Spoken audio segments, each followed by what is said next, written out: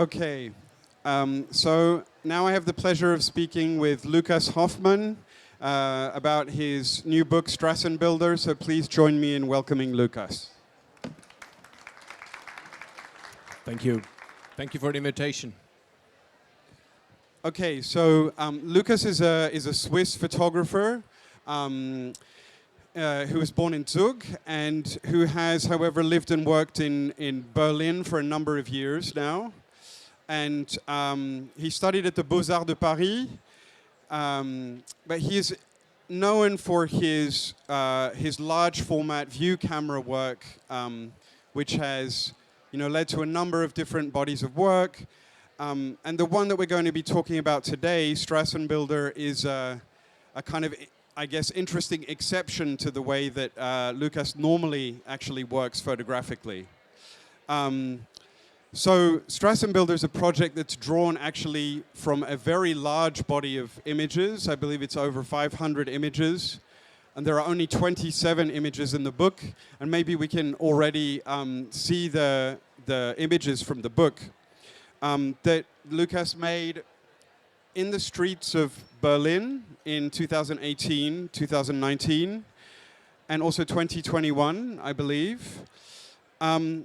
And I think what's interesting about this project is, at first glance, it might seem like the street photography that I guess so many of us are used to seeing, of images that are taken with a small rangefinder 35mm camera on a street corner, and in black and white. And obviously, it's one of photography's great traditions. But Strassenbilder is actually quite a different project, and it's made in a very different way. So my first question is, can you tell us a little bit about how you actually go about making these pictures?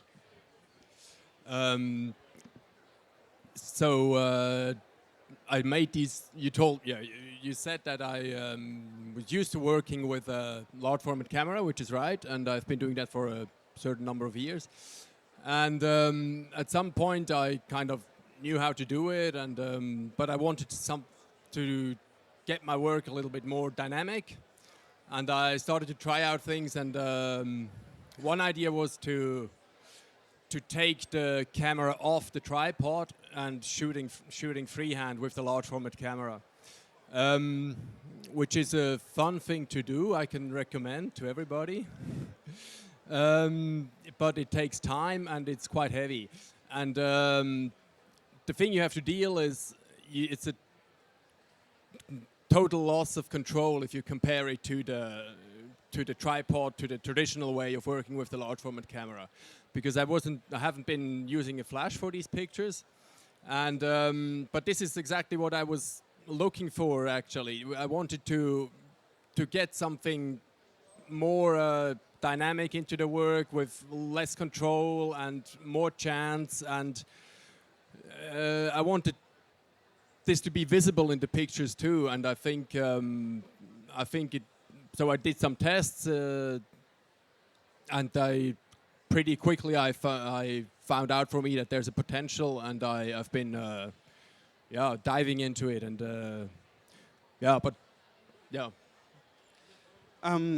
I mean, I'm really interested by this process, obviously, because it's a little bit crazy. I imagine that you're probably had severe back pain or arm pain as a result of attempting this, but you mentioned that you were looking to kind of disrupt your way of taking pictures, of adding dynamism, movement, and chance is obviously a major part.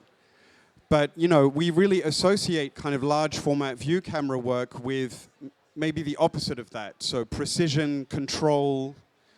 Was that difficult for you to because you're also somebody that really works in that tradition. Your images are very deliberate, extremely precise and controlled. But this is something that the precision is something you preserve. You still have the precision, and this is the important thing to me, because it's you can see it better in the book, in the prints that are on the wall, because the prints are 1 meter, 102 to 72 centimeters, and you hardly see a grain, and you have so much precision in that.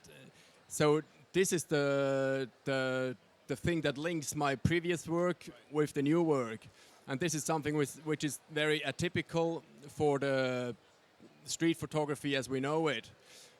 So because I wasn't interested in doing street photography the way it has been done for many years now, especially with a small camera from a certain distance and from a certain comfort zone. What's important to know too is I've been taking these pictures from a very short distance.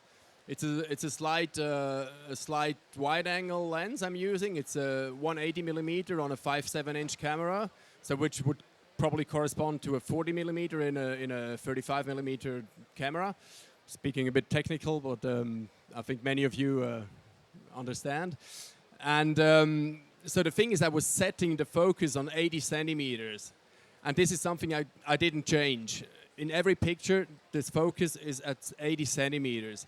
And it was by guessing this distance, I was walking behind the people and trying to take their pictures. So the reason why you see the people from behind or probably from the side, but never or hardly ever from the front, is because I didn't want the people to know what I'm doing behind their back, or what I've been doing, what I do. I don't want to waste my time explaining my project, you know. So and this is something that was the fun factor actually, because it forced me to dive into the crowd. I needed the crowd, which I could disappear in, so that nobody really paid attention, and it would have been very more creepy if I took a picture of someone standing alone in a village at a, I don't know, or following someone from that distance. I mean, 80 centimeters. This is, and the camera is that big.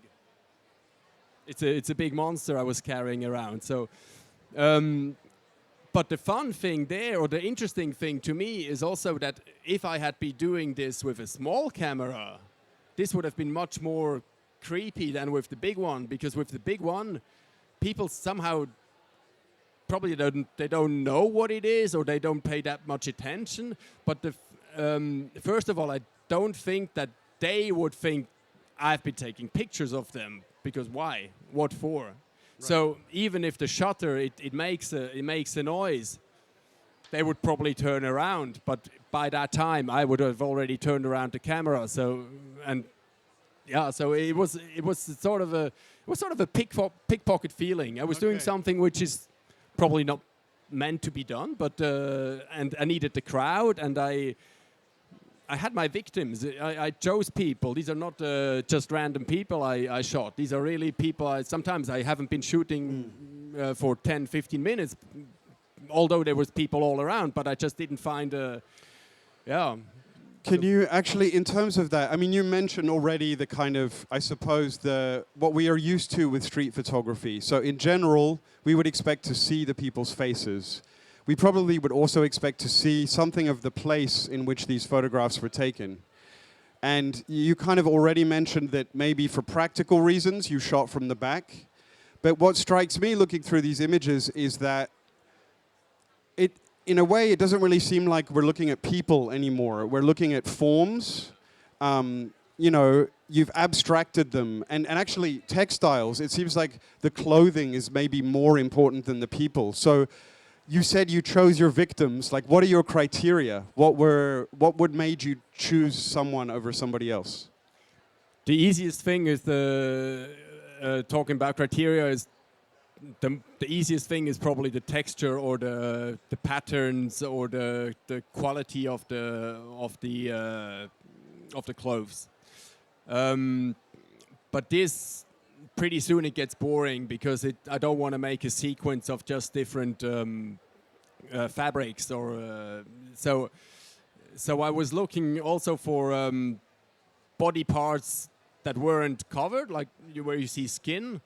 I was looking for gestures, someone taking off a coat, or sometimes you see them. yeah, something which is a bit more, which adds something on top to just texture. But as you said very precisely, it's a formal work. And as soon as a face would come into the picture, then your eyes is drawn to this face and to the gaze of the face, and very quickly one tempts to ask questions which I am not interested in. Who is this person? Where does he or she come from? Why is she there? And it's the same thing with the surrounding. So there is the surrounding. You see it's not Zimbabwe. You see it's not Kuala Lumpur. But it could be Paris. It could be Prague. It could be so.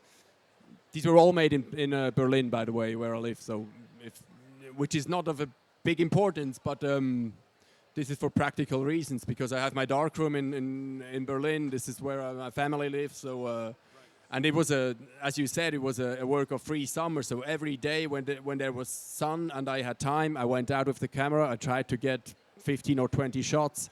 And when it was raining, then I was in the darkroom processing the film. And as you said, there were 500 sheet films, processing them, visualizing, editing, and it kept me busy. Yeah. Okay, I have already run out of time for my questions, but we have time for a question from the audience. No questions from the audience. I have more questions for you, Lukas, though. You just mentioned, the editing, and obviously you went from, 500 images to what is actually a very small number of images, even for a photo book in general. Like, can you say something about the process of selecting these images, and sequencing them, or just how you kind of arrived at the final selection in the book? In the beginning, I was thinking that it should be less than 25, but then when we're talking with the editors, and they were like, a little bit more, please. So, no, but I'm happy with it, with the number of pictures now. But well, there's different criteria. There's, of course, the risk of repetition. When you have too many jumpers or too many backs or too many skirts in the wind, you don't want the balance to... You need some kind of rhythm when you turn the pages. And then there's the question of patterns. It's pretty much a formal way of choosing, and then also a little bit how many male, how many female, and how many very dark, and then how many with hair in the wind in counterlight and stuff like that. It's a kind of but it wasn't. I think we were playing with around 35 pictures all in all, and then breaking them down to 27. It wasn't that difficult, and yeah. Okay, that's all we have time for. But if you grab Lukas after the talk, I'm sure he'd be happy to speak with you. You can find copies of the book on the EXB booth SE09.